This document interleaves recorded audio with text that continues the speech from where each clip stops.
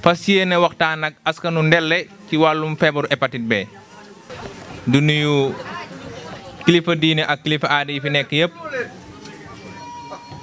di nuyu borom dëkk yi di nuyu acteurs communautaires yi di nuyu kilifa yi nga xam ne ñoo jógee fële ci district bu Guinguinéo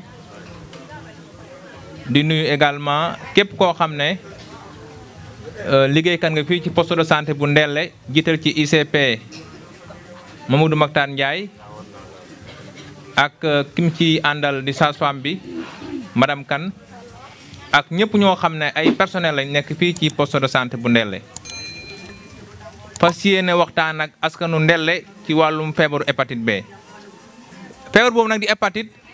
xam naa dinañ ci waxtaan lu mat fanweeri minute ci waxtaan.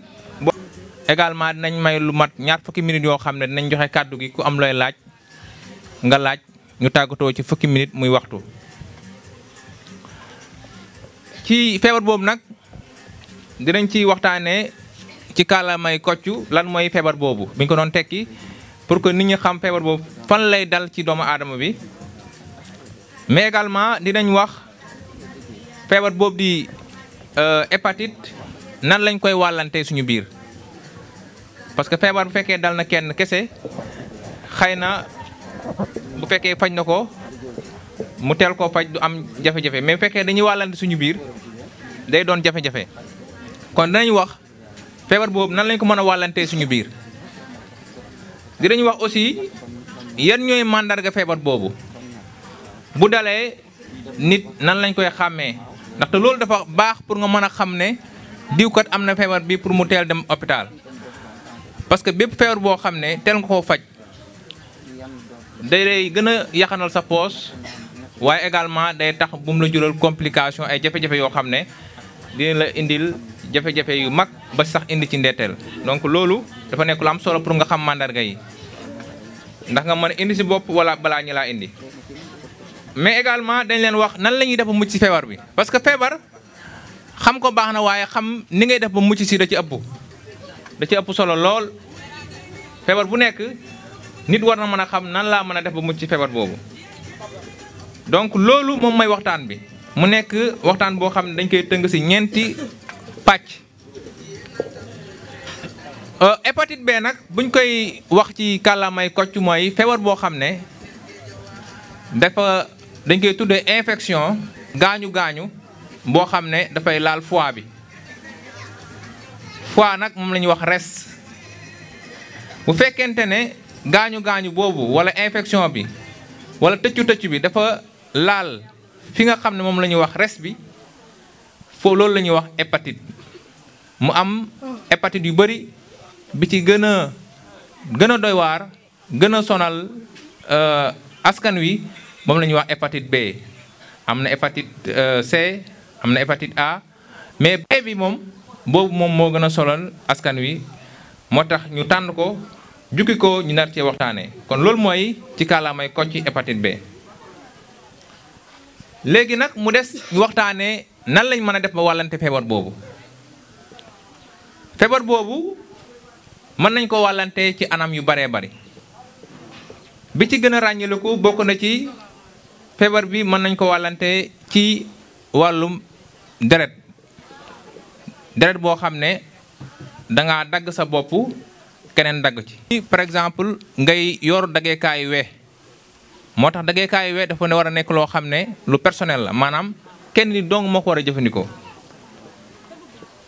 boo daggee sa bopp bekkee boo nga dagg sa we dangaa dagg sa bopp nga abal keneen mu dagg boppam fekk ne kii njëkk a dagg boppam daa am hépatite mën na ko wàll moromam.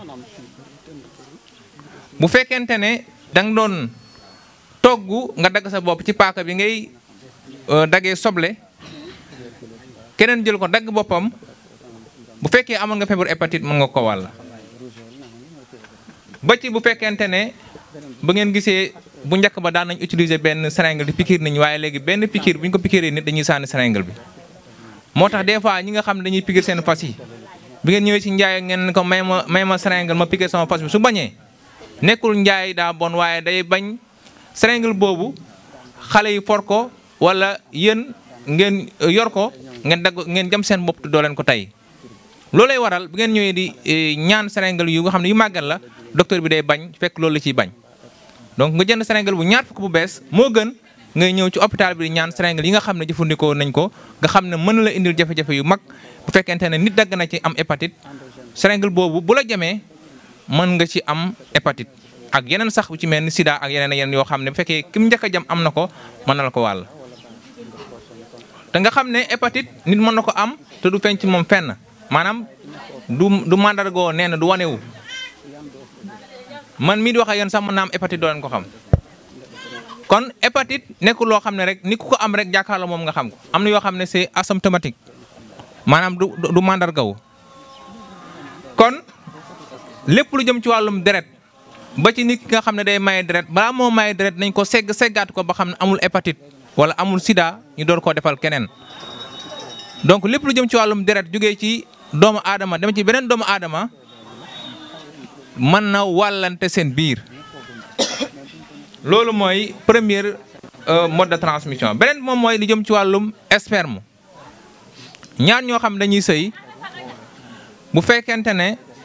kenn ki daa am hépatite mën na ko wàll bu fekkente ne sëy nañ ndoxu ku góor dem ci ndox ku jigéen mën na ko wàll hépatite donc kon maniyu bi wala wasiwu bi nit mën na ci wàllante seen biir feebaru hépatite bi loolu tamit day baax nga xam ko pour que bu fekkente ne yaa ngi sëy sa borom kër wala sa soxna am hépatite bi nga gën koo encourager mu faju nga xam ne da nga ko war a gën a jàppale mu wér pour que yéen ñaar ngeen bañ a am feebaru hépatite bi mais également nit mën nañ ko wàllante seen biir ci diggante ndey ak doom diggante ndey ak doom niñ ko mën a wàllantee mooy bu fekkente ne ndey yi dafa ëmb am feebaru hépatite bu fekkente ne respecté wul visitam yi teel a jël ay garab yoo xam ne dana aar xale bi teel a ràññeelu ko feebaram bu fekkee am na doom xale bi ñu teel koo pikiir ci ñaari fan yu njëkk yi nga xam du ko wàll loolu moo la mën a dimbale xam naa dañ ci gën a yaatal ci njeexantalu waxtaan bi waaye diggante ndey ak doom mën nañ ci wàllante seen biir beneen bi également mooy bépp ndox bu jógee ci yaram moo xam ñaq la moo xam ñandu la moo xam bépp liquide biologique maanaam ndox buy jógee ci yaram bu fekkee nit ki am na hépatite donc mën nañ ko wàllante seen biir loolu tamit liñ ciy déggee mooy bu fekkente ne nit ki bokk yére bu ñu sol gënul bu fekkente ne nit ki dafa yor mouchoir soj bu ci defaroo li gën mooy mu sànni ko war ko dugal ci poosam wala mu koy teg foo xam ne nit ñi dañuy jonoog moom même bu du hépatite feebar yu bëree bëri mën nañ ci wàllante ci noonu. kon ci tënk yooyu mooy mode de transmission yi muy deret bi muy maniw bi muy diggante ndey ak doom muy bépp ndox bu jógee ci nit de manière générale nit mën na ci wàllante feebaru hépatite bi. ñu dem ci lu jëm ci wàllum signes yi maanaam mandarga yi nga xam ne bu ko nit gisee wala mu wane ko nga xam ne kii mën a njort ci moom hépatite B bii nag da ci am solo parce que nit mën a dëkk ak nit yow nga mën a xàmmee signes yooyu nga mën a xàmmee mandarga yooyu nga teel ko wax ne ko ah lii kat waxoon nañu ne buñ ko gisee day mandargal hépatite est-ce que doo dem xool sa yaram loolu dafa nekk liggéey bu am solo boo xam ne képp kuy acteur communautaire donc sama papa xam naa mën na ma témoin liggéeyu acteur communautaire yi nga xam ne dañ ciy def liggéey bu am solo mooy mandarga yi nga xam ne yenn feebar yi buñ ko gisee ñu teel leen orienté ñu dem ci bërëbu fajukaay bi. hépatite nag mandarga yi bokk na ci fatigue persistante maanaam ngay sonn goo xam ne yow daal xamoo ban façon sonn la faju nga pratiquement waaye daal coono gi ba léegi mënul dañ mooy coono boo xam ne moom du la wàcc foo toll da ngay sonn mooy fatigue persistante. parce que da ngay néew kattan goo xam ne yow foo toog da ngay sonn dem nga jël nga pratiquement bi waaye daal pratiquement bi mënu ci yow dara donc loolu tamit mandarga la goo xam ne mën na la orienté pour que nga dem xool ndax ne bokk na ci si yi nga xam ne moo gën a ràññale ko méttu biir boo xam ne day jàpp ci wetum ndeyjoor bi bu fekkee sa méttitu biir dafa jàpp ci wetum ndeyjoor bi loolu tamit mandarga la goo xam ne mën nga ci njortu feebaru hépatite B. mais également ngay am méttitu oom parce que bari na ñuy jàmbat ay méttitu oom ñu ne ndoxam siti bi la wala yeneen feebar la fekk na hépatite B bi la. muy articulation yi diggante ñi yax yi fu ñu dajoo muy conc bi muy oom yi muy dajoor bi yooyu yëpp di métti ngay gis ne da ngay am douleur articulaire yooyu it ay signe la yoo xam ne war na la mën a orienté pour nga dem xool ndax newul hépatite B. ak urticaire maanaam sa yaram di xesan nga gis ne sa yaram day xesan def ay picc yooyu it dafa duggalante ak ndoxam siti bi da nga yaakaar ne sa ndoxam siti la fekk na hépatite B la. sa bëri di jaune wala sa yaram bi di jaune nga gis ne da ngay am jaunissement ci bët yi wala ci yaram bi loolu it